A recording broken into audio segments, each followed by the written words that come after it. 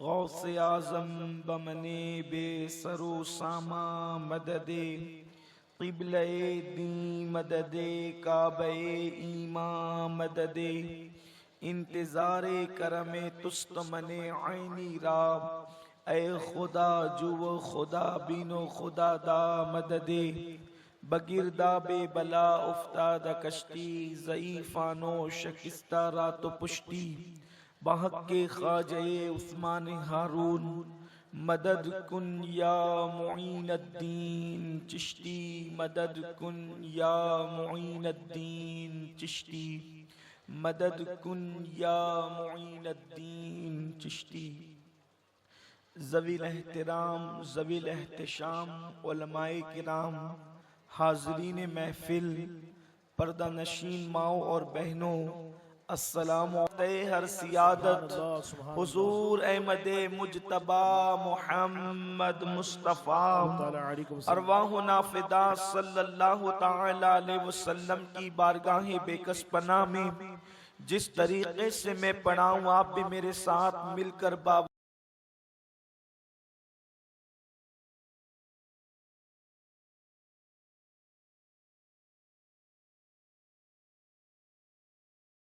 दुरूद पढ़ें और महफिल में रंग जमाएं। अस्सलात अर्श हक है मसनदे रिफ़अत रसूलुल्लाह की, अर्श हक है मसनदे रिफ़अत रसूलुल्लाह की, देखनी है हश्र में इज्जत रसूलुल्लाह की। हम भिकारी वो करीम उनका खुदा उनसे फजूम, और ना कहना नहीं आदत रसूलुल्लाह की। सूरज उल्टे पांव पलटे चांद इशारे से हो चाक, अंधे नजदी देख ले कुदरत रसूलुल्लाह की।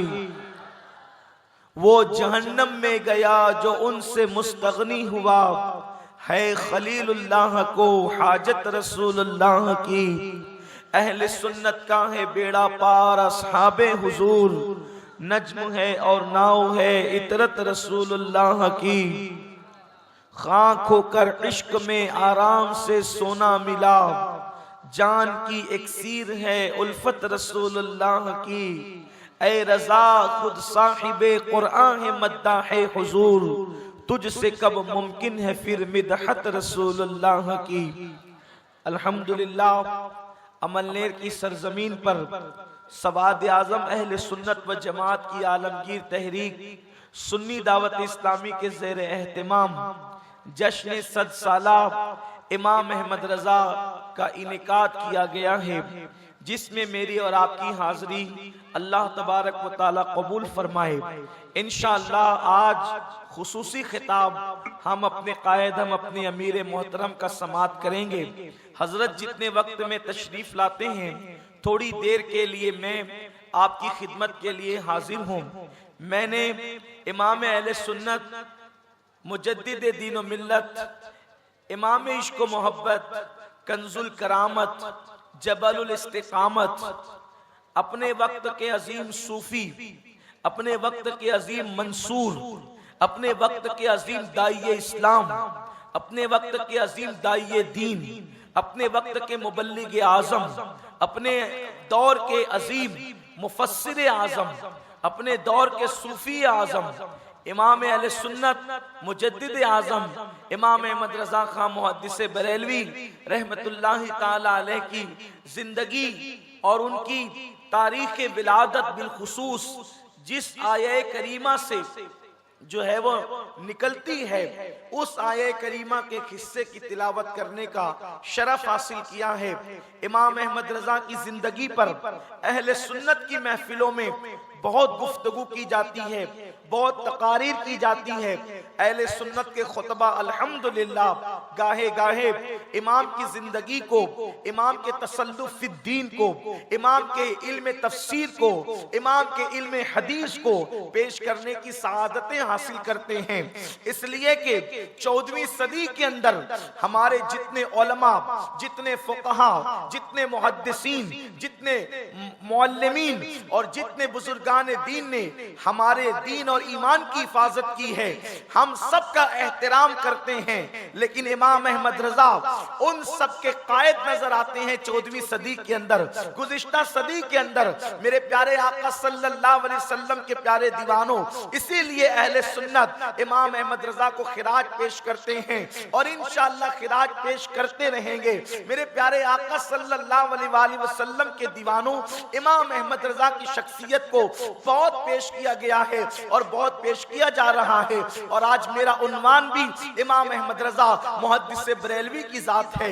मेरे प्यारे आका सल्लल्लाहु अलैहि वसल्लम के दीवानों, इमाम अहमद रजा के हवाले से बहुत सारी गलतफहमियां भी फैलाई गई है। बहुत सारे लोग ये कहते हैं कि उन्होंने बिदात को फरोग दिया है। बहुत सारे लोग कहते हैं कि माज़अल्लाह वो तो अंग्रेजों के एजेंट थे। बहुत सारे लोग कहते हैं कि वो तो बहुत लड़ाकू थे, वो तो बहुत झगड़ालू थे। लेकिन आइए आज की इस महफिल में अल्लाह की तौफीक से उनकी जिंदगी के कुछ गोशे पेश करने की सआदत हासिल करेंगे और अवाम की अदालत में ये फैसला रख छोड़ेंगे कि इमाम अहमद रजा कौन थे। क्या वो वाकई अंग्रेजों के एजेंट थे या अंग्रेजों के एजेंटों की उन्होंने जड़ें काटी है। अल्लाह अकबर। आइए हम गैर जानिबदाराना तौर पर हवालों के साथ इमाम की जिंदगी को पेश करेंगे। मेरे प्यारे आका सल्लल्लाहु अलैहि वसल्लम के प्यारे दीवानों, इमाम अहमद रजा जदीद तहकीक के मुताबिक अल्लाह ने उनको 108 उलूम और फनून में महारत अता फरमाई थी। आप देख लें, अल्लाह अकबर, 14वीं सदी के अंदर किसी यूनिवर्सिटी का प्रिंसिपल भी आपको इस कदर बासलाहियत ना मिलेगा जो सलाहियत अल्लाह ने इमाम अहमद रजा को अता फरमाई थी। 108 उलूम और फनून के अंदर एक बात होती है, उलूम और फनून का जानना और होता है और उलूम और फनून के अंदर महारत हासिल करना और होता है। इसलिए कि जानने वाले तो दौर में बहुत होते हैं, लेकिन उसमें महारत हासिल करने वाले जो है वो चीदा चीदा लोग होते हैं। मेरे प्यारे आका सल्लल्लाहु अलैहि वसल्लम के प्यारे दीवानों, इमाम अहमद रजा इल्म हदीस में माहिर नजर आते हैं। इमाम अहमद रजा इल्म फिक्र में माहिर नजर आते हैं। वो मुदब्बिर हैं, वो मुफस्सिर हैं, वो मुजद्दिद हैं, वो वक्त के साइंसदान हैं, वो अपने वक्त के इल्म माशियात के बहुत बड़े माहिर हैं, वो अपने वक्त के रियाजी दां हैं, वो अपने वक्त के अजीम ज्योग्राफी दां हैं, वो अपने वक्त के अजीम ज्योमेट्री के अजीम माहिर नजर आते हैं। वो सूफी भी है, इल्म तसव्वुफ में महारत भी रखते हैं। मेरे आका सल्लल्लाहु अलैहि वसल्लम के दीवानों, वो इस बला के शायर हैं कि जब लखनऊ के शोरा के सामने उनका कसीदा मिराजिया पहुंचा तो लखनऊ के शोरा ने कहा, जिनको अपनी उर्दू दानी पे नाज था, वो कहते हैं कि ये कलाम किसी मौलवी का नजर नहीं आता, ये कलाम किसी उर्दू दा का नजर आता है। इमाम अहमद रजा वो थे, वो इतने बुलंद पाए के शायर थे कि अल्लाह अकबर। मेरे प्यारे आका अलैहिस्सलाम के प्यारे दीवानों, लेकिन इमाम अहमद रजा को मुहद्दिस होने पे नाज नहीं था, मुफस्सिर होने पे नाज नहीं था, अदीब व खतीब होने पे नाज नहीं था। लोग कहते हैं इमाम अहमद रजा तकरीर नहीं करते थे, तकरीर न करना और बात है। इमाम अहले सुन्नत के बारे में ये बात कही जाती है कि इमाम अहमद रजा मुहद्दिस बरेलवी तकरीर नहीं करते थे, लेकिन इमाम अहमद रजा जब तकरीर करते थे तो एक एक उन्वान पर 6-6 घंटा तकरीर करते थे। इमाम अहले सुन्नत की शान ये है, वो बहुत बुलंद पाए खतीब, बहुत बुलंद पाए खतीब भी थे। इमाम अहले सुन्नत की शान ये है, वो अदीब भी हैं, वो खतीब भी हैं, अल्लाह अकबर, वो मुफस्सिर भी हैं, लेकिन उनको अपनी किसी चीज पर नाज नहीं है, ना खिताबत पर नाज है, ना इल्म अदब पर नाज है, ना अल्लाह अकबर इल्म हदीस पर नाज है, ना इल्म तफसीर पर नाज है। अगर इमाम अहमद रजा को नाज है तो अपने इश्क रसूल पर नाज है, अपनी मोहब्बत रसूल पर नाज है। मेरे प्यारे आका सल्लल्लाहु अलैहि वसल्लम के प्यारे दीवानों, अल्लाह तबारक व तआला ने उनके दिल में इश्क मुस्तफा ऐसा कूट कूट करके भरा था, इसलिए कि इल्म मदरसों से सीखा जा सकता है और तसव्वुफ खानकाहों से सीखा जा सकता है, लेकिन इश्क़े मुस्तफा जब तक अल्लाह किसी को चुन नहीं लेता उस वक्त तक के उसको इश्क़े रसूल अता नहीं करता। इमाम अहमद रजा का इश्क़े रसूल शान का था। इरशाद फरमाते हैं, अगर मेरे दिल के 2 टुकड़े किए मुहम्मदुर रसूलुल्लाह।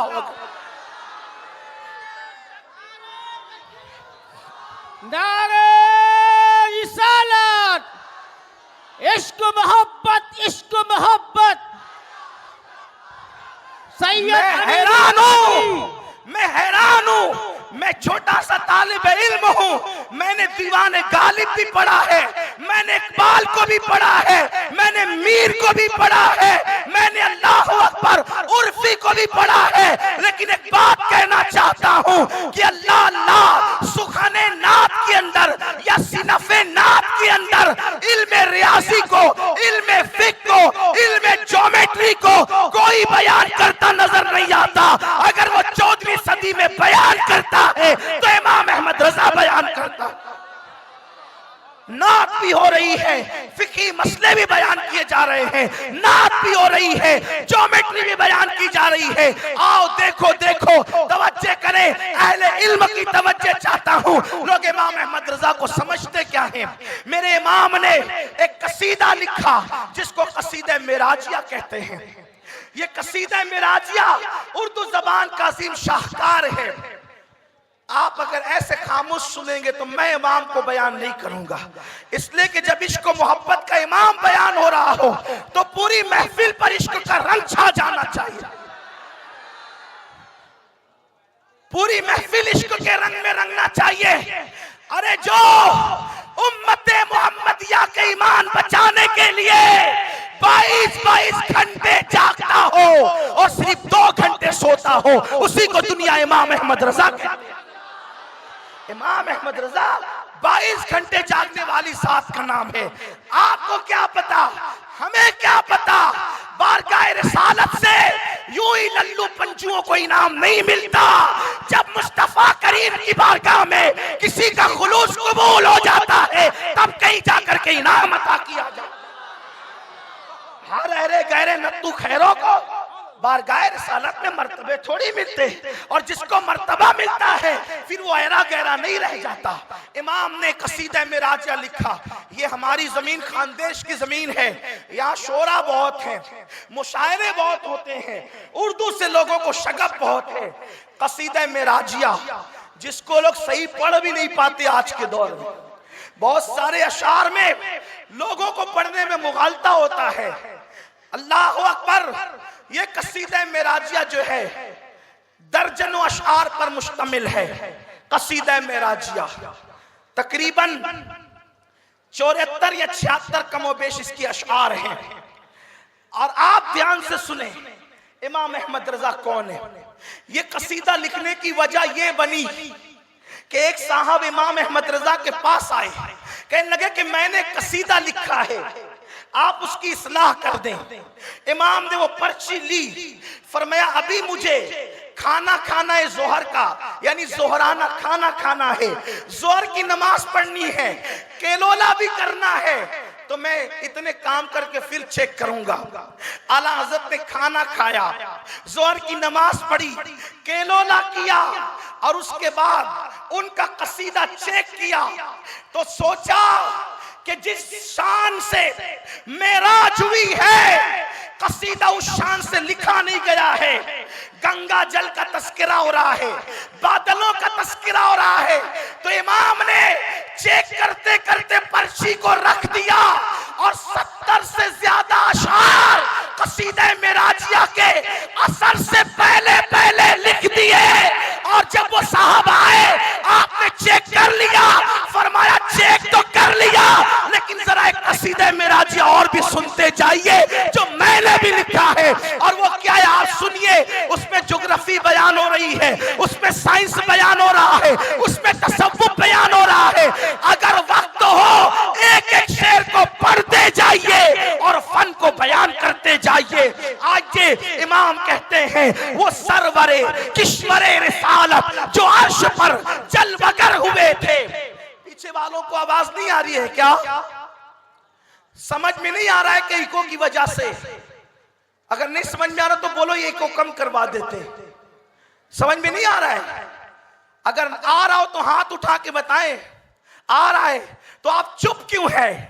महबूब की बात हो रही है ना, वो सरवरे किश्वरे रिसालत जो अर्श पर जलवगर हुए थे, नए निराले तरब के सामा अरब के मेहमान के लिए थे। अब अल्लाह अकबर, देखिए मेराज बयान हो रही है, अल्लाह अल्लाह बयान करते हुए दूसरे अंबिया की शान भी बयान हो रही है, अपने नबी की शान भी बयान हो रही है। कहते हैं तबारक अल्लाह शान तेरी तुझी को ज़ेबा है बेनियाजी, तबारक अल्लाह शान तेरी तुझी को ज़ेबा है बेनियाजी। कहीं तो हो जोश लंतरानी, कहीं तकाज़े विसाल के थे। इस शेर में एक हदीस बयान की, कुरान की एक आयत बयान कर दी।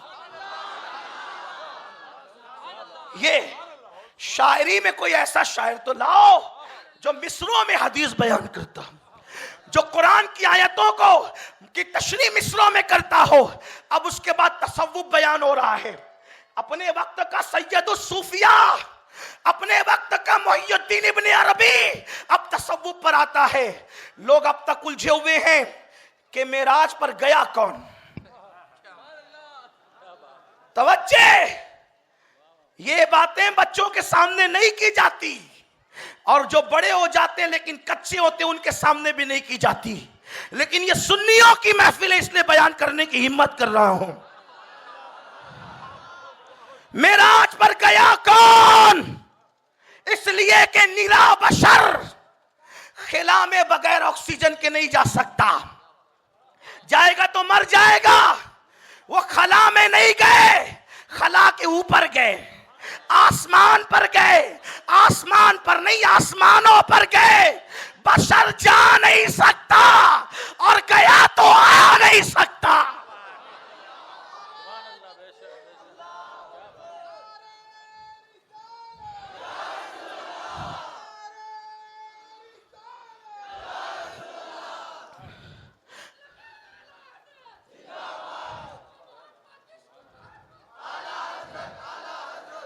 लोग कहते यार वो तो सिर्फ एक मौलवी थे।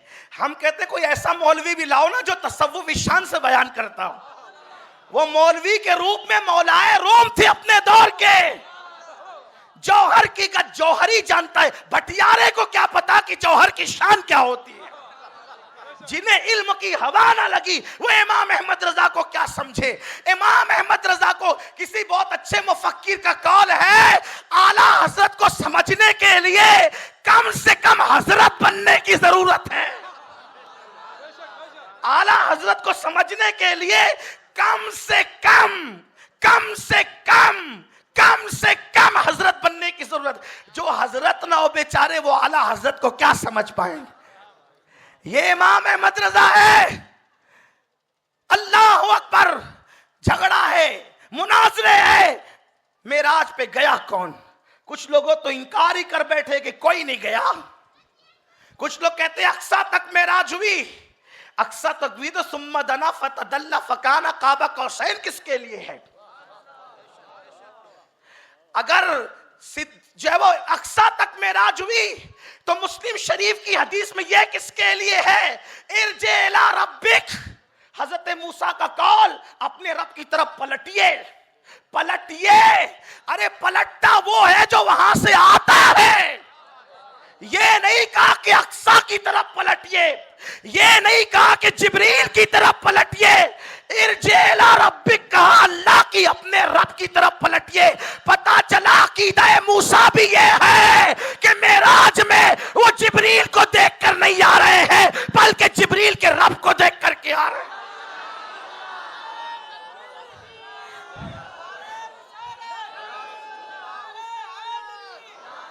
इश्क मोहब्बत, इश्क मोहब्बत, जश्न सद साला। लोग कहते जिब्रील को देखा, हम कहते जिब्रील को तो देखते ही थे। और जिब्रील को देखना कौन सी मेराज है? अरे जिब्रील उनको देखने के लिए जमीन पे आते थे बेलिकाए यार, उनको चैन आ जाता अगर बार बार आते न यूं जिब्रील सिदरा छोड़कर। वजीर को देखना बादशाह की कौन सी मेराज है? जिब्रील तो वजीर का नाम है, जिब्रील तो दरवाजे के दरबान का नाम है। तेरे दर का दरबान है जिब्रील आजम। थक गए आप, तेरे दर का दरबा है जिब्रील आजम, तेरा मदह खा हर रसूलो वली है। मेराज पर कौन गया? आसमानों की सैर की, जन्नत की सैर की, जहन्नम को देखा, फरिश्तों को देखा, मलाइका को देखा, जिब्रील को देखा, सिदरा को देखा, और जहां जिब्रील थक कर बैठ गए उसके आगे गए। आला हज़रत फरमाते हैं, थके ते रूहुल अमी के बाजू, कहा वो दामन कहा वो पहलू, रिकाब छूटी उम्मीद टूटी, निगाहे हसरत के वलवले थे। जो एक पर मार के जमीन पे आता है, मेरे नबी की परवास के साथ उड़ते उड़ते थक जाता है। जहां जिब्रील थकता है वहां आमिना का लाल जाता है। लोग हलीमा की बकरियों के पीछे मेरे नबी को देखकर अपनी तरह बशर कहते हैं। अरे जंगल में हलीमा की बकरियों के पीछे देखकर अपनी तरह कहने वालों, शबे मेराज जिब्रील के आगे आगे भी तो देखो।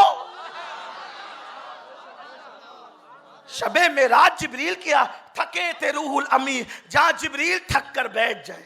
और जिब्रील कोई मामूली चीज है, फरिश्तों का सैयद है जिब्रील, सरदार मलाइका है जिब्रील, और वो थक रहा है। एक पर मार के जमीन पे आने वाला कितना उड़ा होगा। थक कर बैठ गए, बैठ ही नहीं गए, हसरत से देखने लगे। थके तेरू, ये आला हज़रत बयान कर रहे हैं। लोग कहते हैं इमाम अहमद रजा ने क्या दिया, हम कहते हैं इश्क भरा अकीदा दिया। 14 सदियों के अकीदे पे जो धूल डाली जा रही थी, इमाम ने उसकी तजदीद करके अता फरमाया। थके थे रूहुल अमी के बाजू, कहा वो दामन कहा वो पहलू, रिकाब छूटी उम्मीद टूटी, निगाहे हसरत के वलवले थे। हुजूर आगे बढ़े आगे बढ़े। अब बताओ, जहां जिब्रील थक के बैठता है उसके आगे आमिना का लाल जाता है, तो आमिना के लाल को खुदा नहीं कहते, लेकिन खुदा से जुदा नहीं कहते। अब आगे गया कौन? इसको सूफी ही बयान कर सकता है, इसको सरमद ही बयान कर सकता है, इसको मंसूरी बयान कर सकता है, इसको जुनैद बायजीद ही बयान कर सकते हैं। लेकिन कितनी सादगी से इमाम अहमद रजा ने तसव्वुफ के इस मसले को हल किया। गया कौन खुदा से मिलने? गया कौन खुदा से मिलने? गया कौन खुदा से मिलने? तो कहते कसीदे मेराजिया में इल्म तसव्वुफ की गुत्थी कैसे सुलझाते हैं। वही है अव्वल, वही है आखिर, वही है जाहिर, वही है बातिन, उसी के जलवे, उसी के जलवे, उसी के जलवे, उसी से मिलने, उसी से उसकी तरफ गए।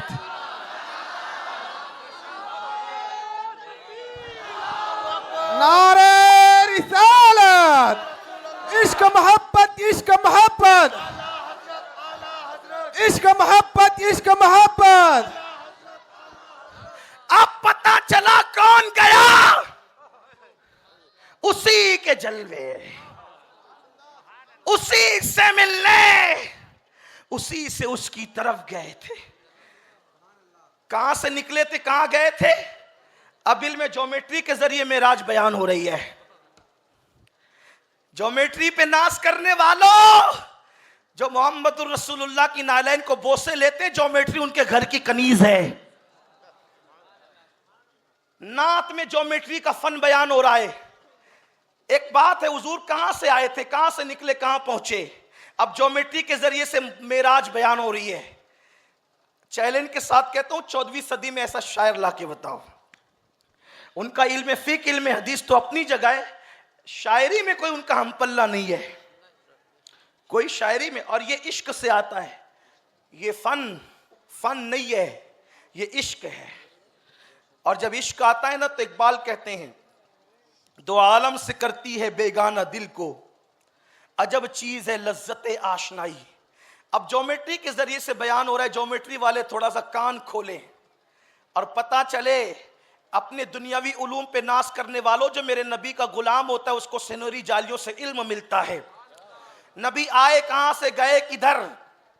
हुजूर के आने जाने को इल्म ज्योमेट्री से बयान किया जा रहा है। कहते हैं, कमाल इम्का के झूठे नुक्तों, तुम अव्वल आखिर के फेर में हो। कमाल इम्का के झूठे नुक्तों, तुम अव्वल आखिर के फेर में हो। मुहीत की चाल से तो पूछो, किधर से आए किधर गए थे। प्रकार लेते हो ना, प्रकार, प्रकार लेकर के जब आप दायरा बनाते हो ना, उसको मुहीत कहते हैं। दायरा बनाते हो, दायरा बनने के बाद किसी बड़े से पूछो कि वो दायरा शुरू कहां से हुआ और खत्म कहां हुआ। अल्लाह अकबर। मेरे इमाम कहते हैं, कमाल इम्का के झूठे नुक्तों, तुम अव्वल आखिर के फेर में हो। मुहीत की चाल से तो पूछो, किधर से आए किधर गए थे। ये इल्म ज्योमेट्री है उनका, ये उनका इल्म ज्योमेट्री है। ये इमाम अहमद रजा है। अगर और पढ़ता रहूं तो मेराज पर ही बात होती रहे। और कसीदा मेराज 70 से ज्यादा शार पर है, एक एक शेर पढ़े तो खत्म ना हो। शायद मुझे याद आता है कि मैंने किसी मौके पर मालेगांव में पूरे कसीदे मेराजिया को पढ़कर उसकी तशरीह करने की कोशिश की है। अगर वो आपको मिल जाए यूट्यूब पर तो आप उसको देख सकते हैं। आपको पता चलेगा कि इमाम क्या है। ये है इमाम की शायरी, ये इमाम की शायरी। अब आइए इमाम का इल्म हदीस देखें। थोड़ा मुश्किल उन्वान है इल्म हदीस। हुजूर मुहद्दिस आज़म के चौचवी रहमतुल्लाह अलैह फरमाते हैं कि मैंने इमाम अहमद रजा इमाम अहमद रजा जैसा मुहद्दिस नहीं देखा। क्योंकि हम जब भी कोई हदीस पढ़ते और उस हदीस में जितने रावियों के नाम रहते, अन फुला इब्ने फुला, फुला इब्ने फुला, फुला इब्ने फुला, फुला इब्ने फुला, फुला, जितने नाम, आला हज़रत सबकी सीरत जानते थे। किसका कुव्वते हाफजा बुढ़ापे में कमजोर हो गया था वो भी जानते थे। कौन नाबीना हो गया था वो भी जानते थे। किसने बाजार में चलते चलते ककड़ी खा ली थी वो भी जानते थे। अल्लाह अकबर। किसने चांद की झूठी गवाही दी थी वो भी जानते थे। कौन तकवा पर आखिर तक दुनिया से रुखसत हुआ वो भी जानते थे। ये इमाम अहमद रजा का फन अस्माउल रिजाल में महारत है। और इल्म हदीस पर कौन सी हदीस सही है, हदीस सही और गलत नहीं होती। ये सही से मुराद ये फन्ने हदीस की इस्तिलाह है। हदीस कौन सी सही है, कौन सी हसन है, कौन सी हसन ले गए रही है, कौन सी हसन ले जाती ही है, कौन सी जो है वो शाज है, कौन जो है अल्लाह अकबर गरीब है, कौन सी ज़ईफ है, किस रिवायत को मौजू कहा गया है, ये सब इमाम अहमद रज़ा की निगाहों में था। फरमाते हैं हम हदीस पढ़ते तो इमाम अहले सुन्नत बता देते कि इस हदीस में ये ज़ौफ़ है, इसमें जो है वो ये इस सनद में ये है और ये रिवायत का ये है। एक मर्तबा ऐसा हो गया, एक बार ऐसा हो गया कि हजरत मुहद्दिस सूरती, अल्लामा वसी अहमद मुहद्दिस सूरती रहमतुल्लाहि ताला अलैह आला हज़रत के बड़े करीबी दोस्त थे। बहुत जमती थी, दोनों में बड़ी मोहब्बत थी। हालांकि मुहद्दिस सूरती जो थे वो आला हज़रत से इश्क की हद तक, बल्कि अल्लाह अल्लाह इश्क की हद तक उनको चाहते थे। एक दिन किसी ने मुहद्दिस सूरती से पूछा, मुहद्दिस साहब, आला हज़रत ना आपके उस्ताद हैं ना आपके पीर हैं, फिर आप आला हज़रत से इतनी मोहब्बत क्यों करते हैं?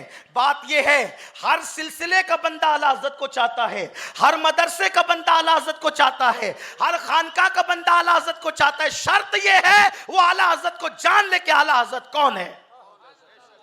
आला हज़रत किसी सिलसिले के नहीं है सिर्फ, आला हज़रत किसी मदरसे के नहीं है सिर्फ, आला हज़रत किसी शहर के नहीं है सिर्फ, आला हज़रत किसी खानका के नहीं है। इसलिए कि जो नबी का गुलाम होता है, वो नबी का जो गुलाम होता है, वक्त का वो इमाम होता है, वो इलाके और खित्ते कबीले का नहीं बल्कि वो सबका होता है।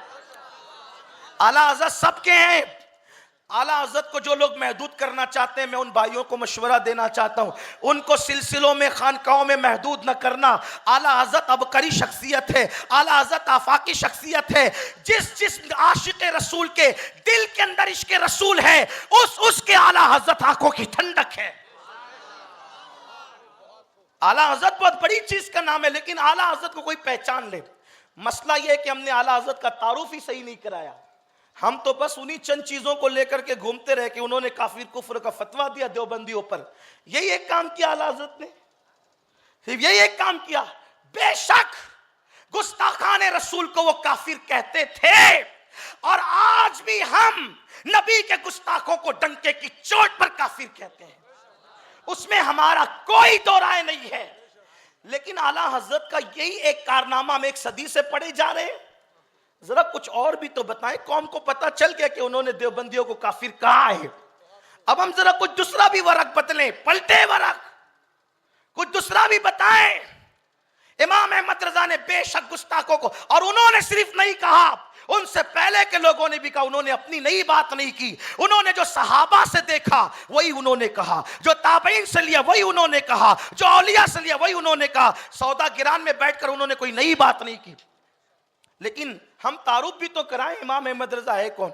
इंशाअल्लाह अज़्ज़ व जल फकीर का एक जल्द बयान आने वाला है, अल्लाह की तौफीक से आप दुआ करें। आला हजरत अपने दौर के इल्म माशियत के इमाम है। अल्लाह ने चाहा, अल्लाह ने तौफीक दिया, इन्हीं दिनों जश्न 7 साल के मौके पे किसी महफिल में हम इस पर गुफ्तगू करेंगे। आपको पता चलेगा कमरे में बैठकर इल्म माशियत पर क्या उनकी नजर थी, क्या नजर थी उनकी। और आज उन नुकात पर अमल कर लिया जाए तो मुसलमान आज भी तरक्की कर सकता है इंशाअल्लाह। अल्लाह तौफीक देगा तो। अब मैं कोई बड़ा आदमी नहीं हूँ, मैं मामूली हूँ, कोई अदीब खतीब अल्लामा कुछ भी नहीं हूँ, एक तालिब इल्म हूँ, बुजुर्गों की जूतियाँ सीधी करने वाला हूँ। लेकिन इमाम से हमें इश्क है, और हम तो हर वली को दिल दे बैठे हैं। जिसने करोड़ों के ईमान की हिफाजत की उसको क्यों नहीं चाहेंगे। हम इमाम अहमद रजा को इश्क की हद तक चाहते हैं। इमाम अहमद रजा की ज़ात को हम कभी रोकड़ा नहीं करते, इमाम अहमद रजा की ज़ात को हम कभी नहीं बेचते। हम उनसे इसलिए मोहब्बत करते हैं कि वो हमारे नबी से मोहब्बत करते हैं, और हर सुन्नी उनसे मोहब्बत करता है। सिर्फ शर्त है कि कोई उनको जान ले, और उनके तारुफ के लिए बात मैं कर रहा हूं आपके सामने, बात दूर ना निकल जाए। अर्ज़ ये कर रहा था, इल्म हदीस पर उनको कितनी महारत थी। हजरत मुहद्दिस सूरती, उनका जिक्र चल रहा था। मुहद्दिस सूरती मुरीद नहीं थे, शागिर्द नहीं थे, फिर भी इश्क की हद तक चाहते थे। किसी ने देखा, भाई जाहिल किसी को चाहे तो बात अलग है ना, वक्त का इतना बड़ा मुहद्दिस है। मुहद्दिस सूरती कौन है आपको पता है? मुहद्दिस आजम के इल्म हदीस में उस्ताद है ये मुहद्दिस सूरती। अब आप सोच सकते हैं कितने बड़े मुहद्दिस होंगे ये। आला हज़रत को इश्क की हद तक चाहते थे, उनके बगैर रहते नहीं थे, बार बार आते जाते थे उनके घर। किसी ने कहा, मुहद्दिस साहब, वसी अहमद साहब, आला हज़रत के नाम शागिर्द है ना मुरीद, इतना क्यों चाहते? आप तो मुरीद है मौलाना फजलुर रहमान गंज मुरादाबादी के, आप इनको इतना क्यों चाहते? जब देखो जब रजा रजा करते हैं। तो उन्होंने जवाब दिया, सच्चे लोग फजीलतें छुपाते नहीं, बल्कि जो दिल में रहता है वो कह देते हैं, क्योंकि उनको अपनी दुकान की फिक्र नहीं होती। जिनकी दुकानें मदीने वाले के फैज से चलती है उनको अपनी दुकानों की फिक्र नहीं होती। जिनकी दुकानें चिटिंग बाजियों से चलती है उनको अपनी दुकानों की फिक्र होती है, क्योंकि जिनकी दुकानें नबी के फैजान से चलती है उनको तो यकीन है कौन देता है, देने को मुंह चाहिए, देने वाला है सच्चा हमारा नबी। नारे तकबीर, नारे रिसालत, इश्क मोहब्बत, इश्क मोहब्बत। मुहद्दिस सूरती ने कहा, मुझसे पूछने वाले कि ना मैं शागिर्द हूं ना मुरीद हूं, उनसे इश्क क्यों करता हूं तो सुनो। जो इश्क रसूल उस्ताद से नहीं मिला, जो इश्क रसूल पीर और मुर्शिद से नहीं मिला, वो इश्क रसूल इमाम अहमद रजा से मिला है। तो जिससे इश्क की दौलत मिली हो उससे इश्क ना करूं तो फिर क्या करूं। वही मुहद्दिस सूरती आला हजरत के यहां मेहमान हुए। उस दिन आला हजरत के यहां बहुत सारी चीजें पकी थी, उसमें से बैंगन भी पके थे। बिजाला जिसको कहते हैं आप, है ना, यही कहते हैं बैंगन बिजाला, वो पका था। दस्तरखान लगा, लोग दस्तरखान पे शायरी करते हैं, लोग दस्तरखान पे गाने सुनते हैं, लोग दस्तरखान पे व्हाट्सएप चेक करते हैं, लोग दस्तरखान पे लतीफे कहते हैं। इश्क मोहब्बत का इमाम मुहद्दिस सूरती के साथ बैठा है। बात चली, बैंगन बड़े पसंद और मजे से खा रहे हैं। क्या हदीस में इसका कोई जिक्र है? मुहद्दिस सूरती ने 7 हदीसें पढ़ी, 7 बैंगन की फजीलत पर। मुहद्दिस सूरती ने 7 हदीसें पढ़ी, चुप हो गए। आला हज़रत ने 7 और पढ़ी, 7 और पढ़ी, उसको 21 तक पहुंचाया।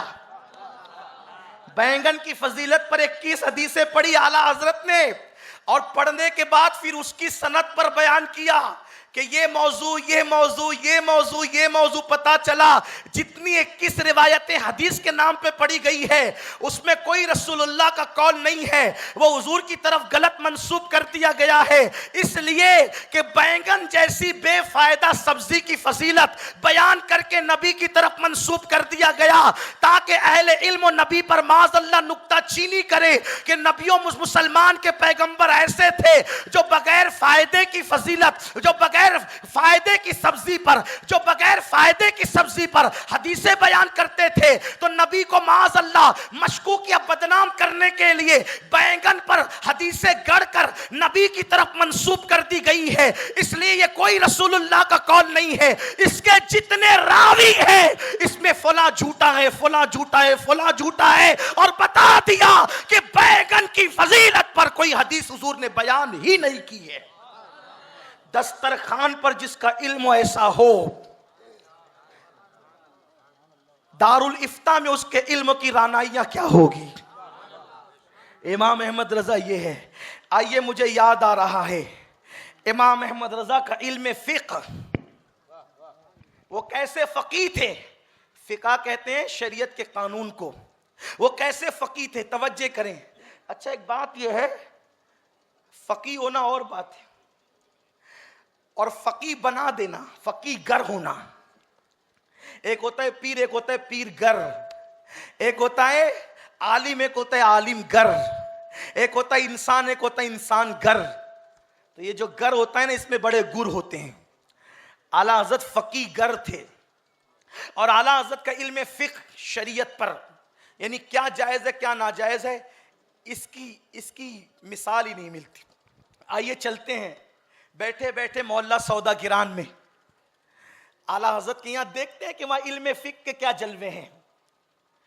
अच्छा, एक चीज़ आपको बताऊं कि इंसान कैसा है, उसको जांचने के लिए उसके सोहबत में जो रहने वाले उनको देखना होता है, उससे पता चलता है कि क्या है। सही है, यही बात है। एक बहुत बड़े बुजुर्ग थे उस जमाने में, सैयद दीदार अली अलवरी रहमतुल्लाह अलैह। ये बहुत बड़े मुहद्दिस थे, सैयद भी थे, बहुत बड़े बुजुर्ग हैं ये। इनकी दोस्ती जो थी हजरत मुहद्दिस सूरती रहमतुल्लाह अलैह से थी। तो मुहद्दिस सूरती इनको कहते थे कि चलो यार एक मरतबा इमाम अहमद रजा से मिले। तो कोई उसको अपने ऊपर आप लोग मत लेना, एक जनरल बात कह रहा हूं मैं। जो खुद खूबसूरत हो ना, तो वो दूसरे की खूबसूरती जल्दी से तस्लीम नहीं करता। जो खुद फनकार हो, वो दूसरे का फन जल्दी से कबूल। जो खुद मुकर्रिर हो ना, वो जल्दी से किसी की तकरीर सुनना अपनी बेइज्जती समझता है। ऐसे मैं खुद मुकर्रिर हूं, मैं क्यों किसी को सुनूं, मैं क्यों जो है वो जाकर के बैठूं, ऐसा होता है ना। लेकिन ये मैं आदमी को गिरा देती। शैतान से पहले कोई शैतान नहीं था, फिर शैतान को बहकाया किसने, तवज्जो आपकी। शैतान से पहले कोई शैतान नहीं था, उसको बहकाया किसने। तो उसको बहकाने वाले शैतान का नाम कुरान बयान करता है, वस्तकबरा वकाना मिनल काफिरीन। उसको उसके तकब्बुर ने गुमराह कर दिया। और पता चला ये तकब्बुर इतना खतरनाक है कि ये मुअल्लिमुल मलाइका को शैतान बनाता है। इसलिए सबको शैतान ने लूटा, शैतान को तकब्बुर ने लूटा। इसलिए कभी तकब्बुर नहीं करना। और अल्लाह फरमाता है कि तकब्बुर मेरा हक है, जो मुझसे इसको छीनने की कोशिश करता है मैं उसके दांत तोड़ के उसको तबाह कर देता हूं। हुस्न दे तो तकब्बुर नहीं करना, दौलत दे तो तकब्बुर नहीं करना, इज्जत दे तो तकब्बुर नहीं करना, शान दे तो तकब्बुर नहीं करना, औलाद दे तो तकब्बुर नहीं करना, मर्तबे दे तो तकब्बुर नहीं करना, हत्ता के वली बन जाओ तो भी तकब्बुर नहीं करना। इसलिए कि मेरे नबी जब मेराज पर गए, अल्लाह के कुर्ब में पहुंचे, कुरान बयान करता है सुम्मा दना फतदल्ला फकाना काबा कौसैनी औ अदना। सारी हदें खत्म हो गई, जलवाए जाहिर जलवाए बातिन में गोताजन हो गया, नबी के जलवे खुदा के जलवों में गुम हो गए। उस वक्त मेरे अल्लाह ने कहा, हबीब तुझे इतने करीब बुलाया, इतने करीब किसी को नहीं बुलाया। आज बता तुझे किस लक़ब से याद करूं, तुझे कौन सा लक़ब दूं, तुझे कौन सा तमगा दूं। मेरे नबी चाहते तो अल्लाह उसी लक़ब से पुकारता, लेकिन मेरे नबी ने अर्ज किया, मौला इतनी बुलंदी पर बुलाया है, फिर भी तू मुझे बंदा बंदा कह करके पुकार, ताकि लोगों को समझ में आए कि मकाम बंदगी किसे कहते हैं। इसीलिए कुरान ने वाक़े मेराज भी बयान किया तो बंदा कह करके बयान किया। दना फतदल्ला पे जाकर भी बताते हैं कि मैं बंदा हूं। बंदा बनकर रहने में जो मजे हैं वो खुदा बनने में नहीं है। नमरूद खुदा बना, लंगड़े मच्छर से हलाक कर दिया गया। फिरौन खुदा बना, दरिया में डुबो दिया गया। आज तक म्यूजियम में नंगा पड़ा हुआ है, उसको कफन भी नसीब नहीं हुआ। खुदा नहीं बनना कभी। हाँ, सच्चा खुदा तो एक ही है ना, उसके मुकाबले में जो खुदा बनेगा, इकबाल कहते मकाम बंदगी देकर नलू शाने खुदाबंदी। बंदा सच्चा बनना पसंद है, झूठा खुदा बनना पसंद नहीं है। कि मूसा सच्चे बंदे बने, दरिया में रास्ते पैदा हो गए। फिरौन झूठा खुदा बना, दरिया में डुबा दिया गया। फायदा किसमें है? बंदा बन। बंदे हो तो बंदे बनो, बंदे हो तो बंदे बनो तो बंदा।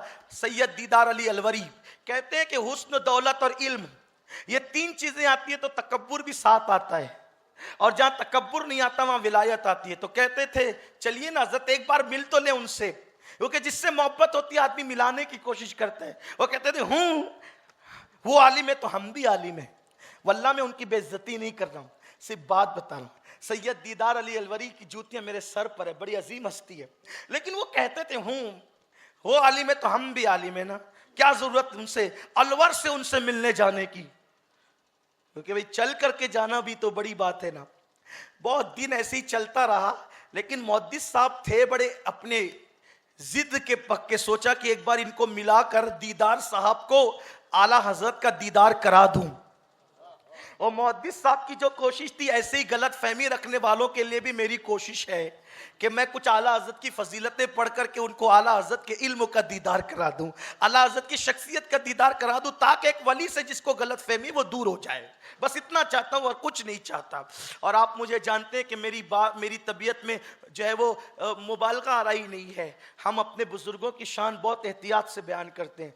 जितनी बातें कह रहा हूं मैं सब किताबों में बता सकता हूं, और वो भी ऐसे नहीं कि यहाँ वहाँ की नहीं, बल्कि जो आला हज़रत के शागिर्दों ने लिखी है, उनके शागिर्दों के शागिर्दों ने लिखी है, उन किताबों से बता सकता हूँ। सैयद दीदार अली अलवरी साहब रहमतुल्लाहि ताला अलैह ने कहा वो आलिम है तो भाई हम भी आलिम है, हम क्यों उनसे मिलने? कहा एक बार तो देख तो ले, चले तो सही। कहा ठीक है। एक बार वो तैयार हो गए। अब मुहद्दिस साहब उनको लेकर के आए। इत्तेफाक से जब वो वहां पहुंचे तो आला हज़रत की मस्जिद रजा में अजान हो चुकी थी। आला हज़रत की मस्जिद रजा में अजान हो चुकी थी, और तवज्जो करें अजान हो गई थी। आला हज़रत नमाज के लिए मस्जिद में पहुंच चुके थे। इमाम अहमद रजा की ये शान है। मैं सुन्नियों से मुखातिब होकर ये बात कहता हूं, आज हम कहते हैं आला हज़रत के मानने वाले, फिक्र रजा के मानने वाले, मसलक आला हज़रत जिंदाबाद, इश्क मोहब्बत आला हज़रत। यकीनन मुझे कोई एतराज नहीं है बेफज़्ल ताला मसलक आला हज़रत और फिक्र रजा को बेफज़्ल ताला हर सुन्नी मानता है। लेकिन आपसे कहता हूं मसलक आला हज़रत ये भी है कि अजान हो तो मस्जिद की तरफ जाया जाए। मसलक आला हज़रत ये भी है कि फराइज़ और सुन्नतों की पाबंदी की जाए। आला हज़रत कहते हैं मैं इतना मसरूफ रहता हूं किताबें लिखने के अंदर कि इतनी मसरूफियतों में नवाफिल जो है और सुन्नतें माफ हो जाती है, लेकिन फकीर इतनी मसरूफियतों के बावजूद भी नफिल भी पढ़ता है, सुन्नतें भी पढ़ता है। कभी मैं सुन्नतें भी तर्क नहीं करता, नवाफिल भी तर्क नहीं करता। रब्बि सल्लि व सल्लिम दाइमन अबदा अला हबीबिका खैरुल खल्क़ि कुल्लिहिम। सैयद दीदार अली अलवरी साहब मस्जिद में आए। आला हज़रत मस्जिद पहुंच चुके थे।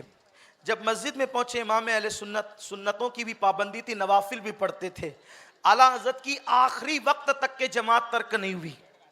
इतनी बीमारी के बावजूद इमाम अहमद रजा लोगों के कंधों पे हाथ रख के कभी कुर्सी पर मस्जिद जाते थे और नमाज अदा फरमाते थे, आखिरी वक्त तक इमाम अहमद रजा। और इमाम अहले सुन्नत ने लिखा है कि जो शख्स ना मुकीम हो, जो शख्स ना मुसाफिर हो, ना बीमार हो, और वो मस्जिद की हाजिरी को तर्क कर दे, वो फासिक है, उसकी शहादत कबूल नहीं है। इमाम अहले सुन्नत ने मसला बयान फरमाया है। अल्लाह अकबर, आज अपना हाल क्या है कि हम तो सिरे से नमाज ही नहीं पढ़ते। तो बहरहाल सैयद दीदार अली अलवरी साहब मस्जिद में आए। उनका भी, वो भी बड़े बाअमल थे। आपने चाहा कि जल्दी से जमात में शरीक हो, तो वहां पे क्या देखा आपने कि एक छोटा सा बच्चा है जो कुएं से पानी निकाल रहा है। सैयद दीदार अली अलवरी साहब सफर से आए थे, वुजू करना चाहते थे, और जमात में पहुंचना चाहते थे। एक छोटा सा बच्चा, क्योंकि उस दौर में हौज जो है वो नल नहीं होते थे मस्जिदों के अंदर, और जो है वो वुजू खाने टोटी वाले नहीं होते थे, कुएं से पानी निकालकर लोटे में डालकर वुजू करना होता था। सैयद दीदार अली अलवरी साहब रहमतुल्लाह अलैह इतने बड़े मुहद्दिस, इतने बड़े फकीह होकर जमात की जल्दी में उस बच्चे से कहते हैं, ओ बच्चे मुझे जल्दी से पानी दे ताकि मैं वुजू करूं। उस बच्चे ने उनको मुस्कुरा कर देखा और कहने लगा, शायद आप पढ़े लिखे मालूम नहीं होते। ये आला हजरत के मोहल्ले, घर का नहीं मोहल्ले का बच्चा है, ये इमाम अहमद रजा के मोहल्ले का बच्चा है। कहते हैं शायद आप पढ़े लिखे मालूम नहीं होते, क्यों आपको मसला नहीं मालूम है? कहा क्या मसला? कहा आपने मसला नहीं जाना कि नाबालिग से काम लेना जायज नहीं है। नाबालिग से काम, ये मसला आपको नहीं पता कि नाबालिग से काम लेना जायज नहीं है जब तक कि उसका सरपरस्त इजाजत न दे। आप मुझसे डायरेक्ट वुजू का पानी मांग रहे हैं जबकि मैं नाबालिग हूं और मैं नाबालिग नजर आ रहा हूं, तो आपके लिए जायज नहीं है कि आप मुझसे मेरे सरपरस्तों के बगैर काम करवाएं। और रही बात, अगर आप कहते हैं कि मैं आपको तोहफतन या हदियतन पानी देकर पानी हिबा कर दूं, यानी आपको हदिये के तौर पे, तोहफे के तौर पे पानी दूं, तो आपको दूसरा मसला नहीं पता कि नाबालिग अगर तोहफा दे तो उसका तोहफा कबूल करना भी जायज नहीं है जब तक कि उसका सरपरस्त राजी ना हो। आप पढ़े लिखे नहीं लगते। उस वक्त सैयद दीदार अली अलवरी ने उस नाबालिग को देखा और उनको आला हजरत के इल्म का दीदार उसी वक्त हो गया कि जिसके मोहल्ले का नाबालिग इतना इल्म रखता हो, उसके घर के बच्चों का इल्म क्या होगा, और जिसके घर के बच्चों का इतना इल्म हो उसके खुद के इल्म का आलम क्या होगा। और उनके घर के बच्चों का इल्म आप देख चुके हैं। एक को मुफ्ती आजम कहते हैं, दूसरे को हुज्जतुल इस्लाम कहते हैं, किसी को मुफस्सिर आजम कहते हैं, किसी को ताजुश शरिया कहते हैं, किसी को तहसीन मिल्लत कहते हैं। हर वक्त इल्म के जवाहिर पारे बिखेरते रहे। अब कुछ फनून बच गए, लेकिन इंशाअल्लाह फिर वो कभी हजरत तशरीफ ला चुके हैं। अब हमें हजरत का खिताब सुनना है। बस इतना कह सकता हूं कि अहमद रजा का ताज़ा गुलिस्तां है आज भी, खुर्शीद इल्म उनका दरख्शां है आज भी। अरसा हुआ वो मर्द मुजाहिद चला गया, सीनों में एक सोजिश पिन्हा है आज भी। सब उनसे जलने वालों के गुल हो गए चिराग, अहमद रजा की शम्मा फरोजा है आज भी। जश्न 7 साला जिंदाबाद, सुन्नी दावत